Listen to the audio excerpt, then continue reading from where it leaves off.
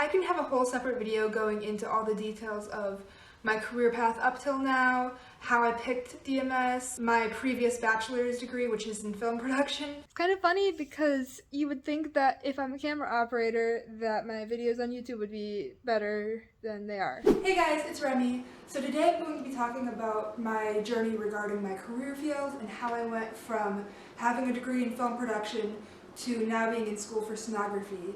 So I'm going to start way back at the very beginning. Back in like 7th grade, I made my very first YouTube channel. And since then, making videos has been a huge hobby of mine. I've gone through a few YouTube channels. I've had a lot of different types of videos that I've made, but it's always been something that I really enjoyed. So then in high school, I was in a class called Business Media Production, and we got to make commercials, PSAs, all sorts of like fun short films and stuff, and it was so much fun. It was something I really enjoyed, so I was having so much fun making all these videos for myself and just because it was something I enjoyed, and I guess for class too, but it wasn't, you know, very serious because it was just a high school class. But I had this, in my mind, a brilliant idea of going to college for film production. And eventually I learned that, you know, making videos because it's a hobby and it's something that you really enjoy is very different than making films as your career field. But not to dig on anyone who majored in film and uses it and loves it and that's what they're doing with their life. Like, I'm so happy for you if that's what you're doing. But for me, it was a pretty big mistake. So in school, there were, I guess, 5 things that people specialized in. There was directing, director of photography, or like being a camera person, editing, writing, and producing. And I specialized in producing.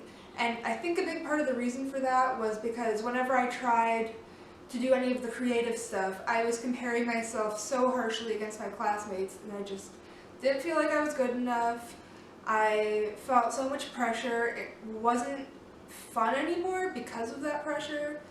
And so I just kind of backed myself into this corner of being like, okay, I'll be producer, I will take care of all the logistics, all the behind the scenes stuff, I will keep all the gears spinning and let everyone else do the creative things. And I was just so unhappy. So I was like halfway done with my program and I kind of started to realize, shit, I don't know if this is what I want to do forever. So at that point I started looking at what else I could do was still kind of keeping in the scope of my degree. So I got a job at the local news, you know, doing the teleprompter, audio board, things like that, because I was like, well, broadcast is sort of related. And then I also started doing production for sports at my school, so I would like be a camera operator for the basketball games or whatever other sports. And then very last minute I added a minor in advertising. I was really just like, okay, what else can I do that can tie into a film degree without being in Hollywood making movies, because that's not what I want to do.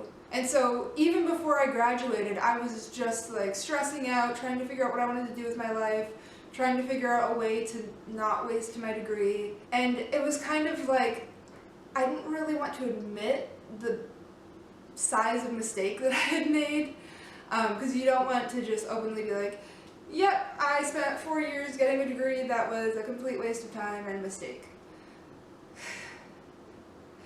That is not an easy thing to come to terms with.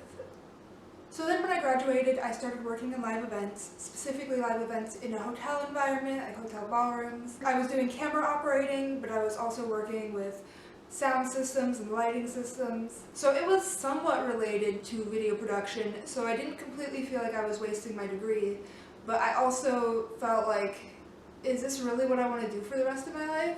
So at that point I started trying to think of what else can I do that builds off of the degree I already have or is at all tangentially related, so that I can still feel like I didn't waste my degree but also try to find something that I'd be content doing forever.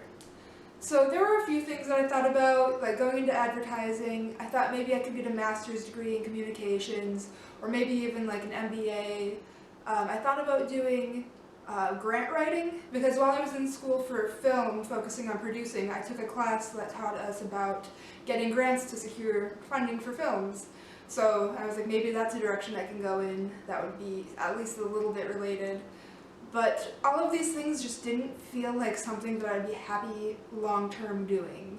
And I just felt so stuck because I didn't want to waste my degree, but I wanted something that would make me happy, and it seemed like those two things were just so at odds with each other. So one morning in February 2020, I woke up and I was in a lot of pain. I had this weird sharp pain on my lower right side, and I didn't know what it was, but Dr. Google said it might be appendicitis.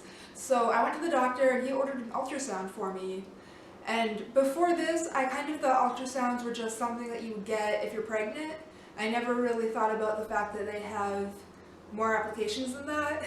So I go to my ultrasound and she scans my entire abdomen, and it turned out that it wasn't appendicitis. I had an ovarian cyst, which it wasn't very serious, it went away on its own. But that was the first time that I really thought about that this is a career, someone is doing this, and they're helping people who, like me, have no idea what's wrong, and then they make it so that I have that clarity and I do know what's wrong. And there's something so meaningful about that. There's something so special about helping someone who's scared because they don't know what's wrong get that clarity. So from that moment, a gear kind of started turning in my head, this idea that this would be a job that feels meaningful to me, a job that makes me feel like my career has a purpose.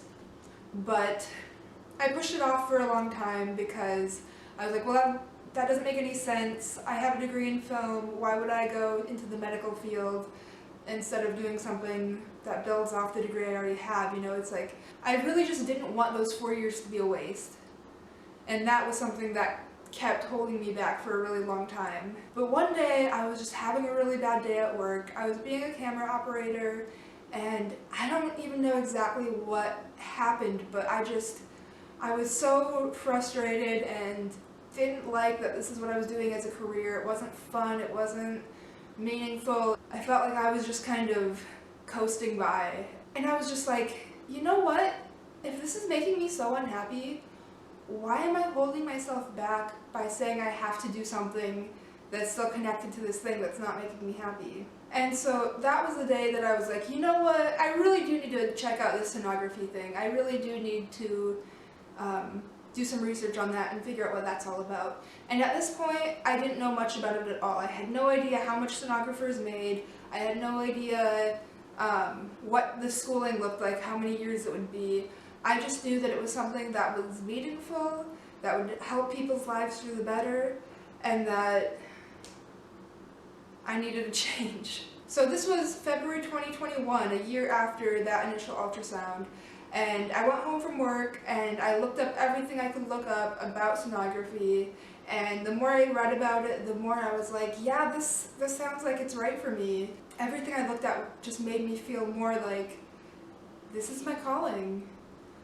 It was a weird feeling. So then I requested information from 2 colleges in my city, and a month later I started classes. But I have another video about that journey that you can watch. I just felt really at peace, feeling like this is something I can do for the rest of my life that really matters. So around the same time that I started classes, I decided to start YouTube again, because that was the thing that I really enjoyed. That was the thing that got me into filmmaking in the first place. And it's so much different from doing it as a career, because you're not expected to, you know, make something that'll go win awards at a film festival, or make something that makes the client happy. You can just do what's fun to make, and if it's not fun, don't do it. So I'm really glad to be back here on YouTube doing the thing that I actually love. But anyway, thank you guys so much for watching. If you enjoyed this video, I do have an entire playlist on my channel of videos related to my experience with sonography and my journey as a student. But thanks again for watching, and I will see you guys in the next one.